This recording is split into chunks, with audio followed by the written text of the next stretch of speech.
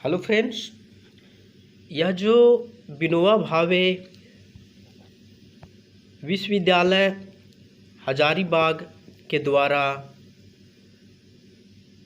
स्नातक सत्र मतलब ग्रेजुएशन का जो सेकेंड जेनरिक पेपर का नोटिफिकेशन आया हुआ है, उस संदर्भ में हमें क्या क्या दिक्कतें हो सकती है या फिर क्या क्या ज़रूरी बातें हैं, इस फॉर्म को भरना क्यों ज़रूरी है और किन किन विद्यार्थियों को यह एग्ज़ाम देने से फ़ायदा है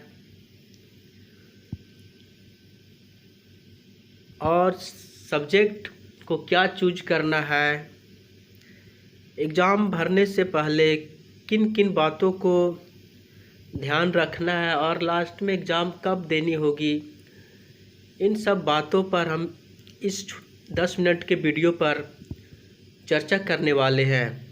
तो सबसे पहले विश्वविद्यालय ने साफ प्रकार से बता दिया है कि जो छात्र इच्छुक हैं वही इस फॉर्म को फिलअप कर सकते हैं या इस एग्ज़ाम को दे सकते हैं। अब जानते हैं कि इस एग्ज़ाम को कौन से स्टूडेंट देंगे या नहीं देंगे। तो पहले 2014 तक जो भी एग्ज़ाम लिया जाता था वो ईयर में बेसिस होता था, first year, second year, third year.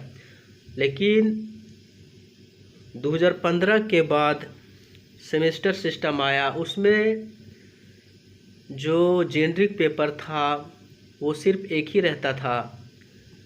तो छात्रों को शिक्षक की भर्तियाँ, KVS, NBS और सेंट्रल के कुछ जॉब में दिक्कतें होने लगी, क्योंकि इन जॉबों में एक से अधिक जेनरिक पेपर की मांगें होने लगी, जिससे छात्रों को दिक्कतें होने लगी। तो उन्होंने आंदोलन किया और विनोबा भावे विश्वविद्यालय को विवश होकर छात्रों के हित के लिए ये एग्ज़ाम लेना पड़ रहा है।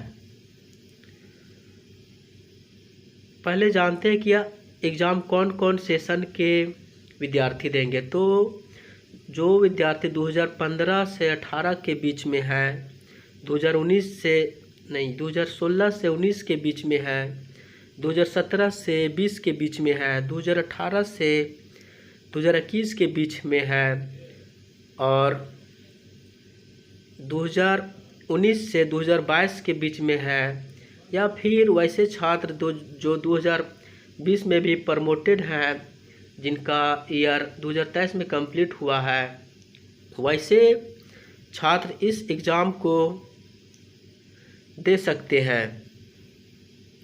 तो सबसे पहले जानते हैं कि सब्जेक्ट क्या चूज करें और इससे क्या फ़ायदा है।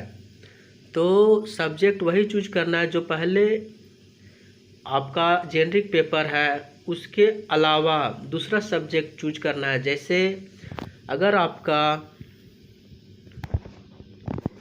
ऑनर्स हिस्ट्री है और आपका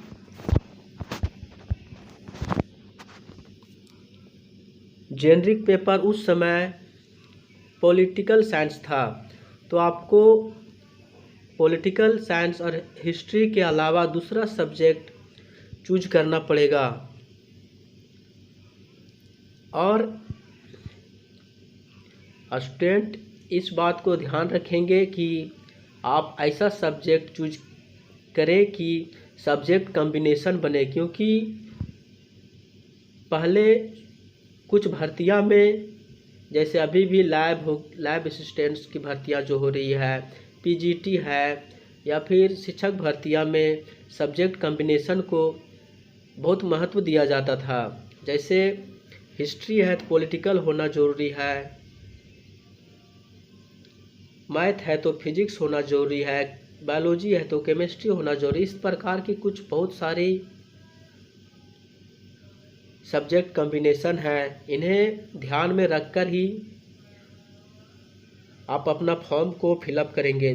तो सबसे पहले इस फॉर्म को भरने से पहले आप कॉलेज में जाकर अपना सब्जेक्ट चूज कर लें। उसके बाद वहाँ से आपको आपके सब्जेक्ट के तहत इंटरनल एग्ज़ाम ली जाएगी। उसके बाद आपकी एक्सटर्नल एग्ज़ाम होगी।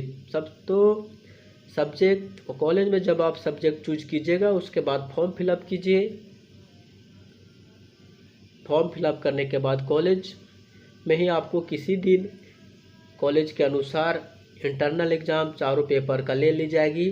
उसके बाद आपको एक्सटर्नल एग्ज़ाम अलग अलग सेंटरों में बीबीयू के द्वारा नोटिस जारी करके ले लिया जाएगा। तो इस फॉर्म को जो भरने का डेट है 6 जुलाई 2023 से लेकर 26 जुलाई 2023 तक है। और कॉलेज को आपका एग्ज़ाम फॉर्म अप्रूव या एक्सेप्ट करने का डेट जो है 28 जुलाई 2023 तक है। अगर आप इन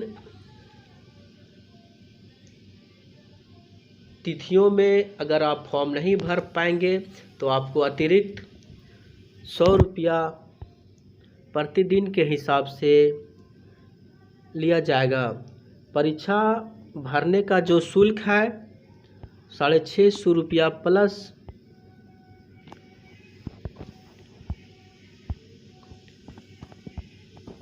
कुछ टैक्सेस आपको पे करनी होगी।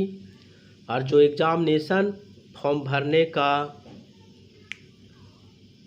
प्रोसेस है वो आपको इस चैनल के वीडियो में लिंक दिया गया है, उसके द्वारा आप फॉर्म को फिलअप कर सकते हैं। या फिर बीबीयू के द्वारा जो भी आप पहले एग्ज़ामिनेशन फॉर्म भरते थे